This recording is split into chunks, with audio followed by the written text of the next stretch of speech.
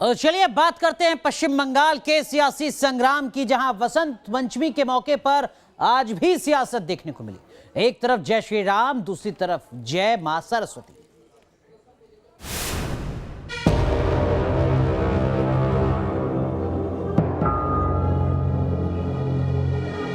माता सरस्वती की आराधना, पंडाल में टीएमसी ममता के पोस्टर। बंगाल में वसंत पंचमी त्योहार पर सियासत का रंग किस कदर चढ़ चुका है, इन दो तस्वीरों से समझा जा सकता है। चुनावी मौसम में पूजा पॉलिटिक्स चरम पर है। सरस्वती पूजा के जरिए टीएमसी बीजेपी के जय श्री राम के नारे को टक्कर देने की कोशिश कर रही है। 2021 का विधानसभा चुनाव पश्चिम बंगाल में जितना करीब आता जा रहा है, उतना ही हिंदू देव देवियों को राजनीतिक दल अपने पाले करने की कोशिश कर रहा है। एक तरफ बीजेपी कहती है राम, तो दूसरी ओर तृणमूल कांग्रेस करती है सरस्वती की पूजा। पश्चिम बंगाल में आज बसंत पंचमी के मौके पर 125 जगह सिर्फ हुगली जिले में तृणमूल कांग्रेस की तरफ से सरस्वती पूजा का आयोजन किया गया है। टीएमसी पंडालों में झांकियों के जरिए अपने सरकार का प्रचार कर रही है। वहीं सरस्वती पूजा के मौके पर बजरंग दल का पोस्टर भी सुर्खियों में रहा। वसंत पंचमी के पर्व को बंगाली वैलेंटाइन डे के रूप में नहीं मनाया जाए, इस पोस्टर के जरिए यही चेतावनी दी गई। साथ ही ये भी कहा गया कि नई सरकार बनने के बाद ऐसा करने वालों पर सख्त एक्शन होगा।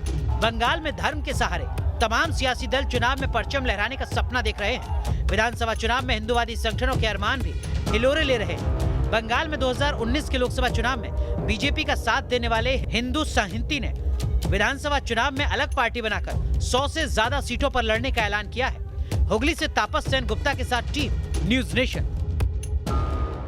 उत्तराखंड त्रासदी के 10 दिन बीत जाने के बाद भी रेस्क्यू ऑपरेशन लगातार चल रहा है। वक्त बढ़ता जा रहा है, इंतजार बढ़ता जा रहा है, लेकिन उम्मीद की कोई अच्छी खबर अभी तक सामने नहीं आ पा रही है। लेकिन इन सब के बीच रेस्क्यू कितनी चुनौतियों के बीच जारी है, ये आपको समझाएंगे जब न्यूज नेशन पहुंचा एक बार फिर उसी टनल के सबसे आखिरी छोर तक।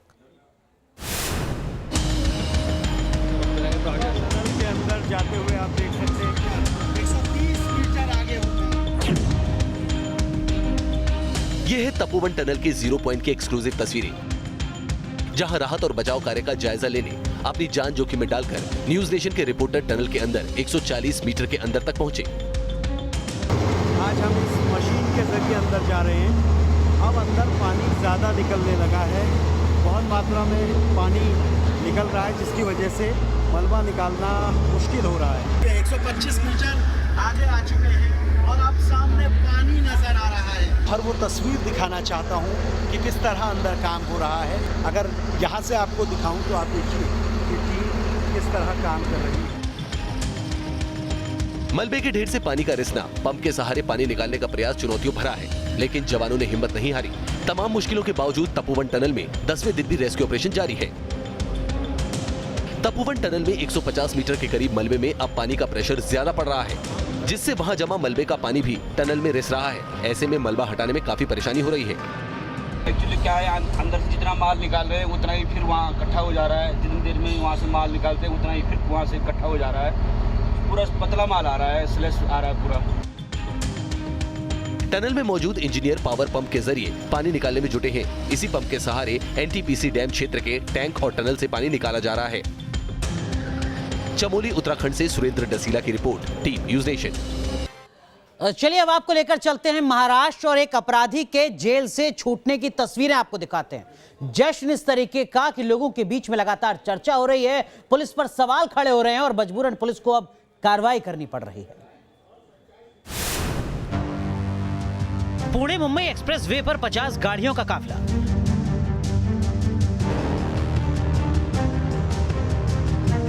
ड्रोन से बनाया गया वीडियो, समर्थकों का हुजूम, नारेबाजी लगाते समर्थक। ये किसी नेता का जुलूस नहीं है, ये शातिर अपराधी के जेल से छूटने का जश्न है। पुणे मुंबई एक्सप्रेस वे पर गाड़ियों की इस लंबी कतार को देखिए। ड्रोन से लिए इस फुटेज में स्वागत की इस भव्यता को समझिए। अभिवादन स्वीकार करता ये शख्स समाज की नजरों में अपराधी है, लेकिन अपने समर्थकों की नजर में मानो भगवान। किसी मंझे हुए नेता की तरह बर्ताव कर रहे शख्स का नाम गजानन मारने है। 2 लोगों की हत्या के मामले में इस पर कार्रवाई हुई थी।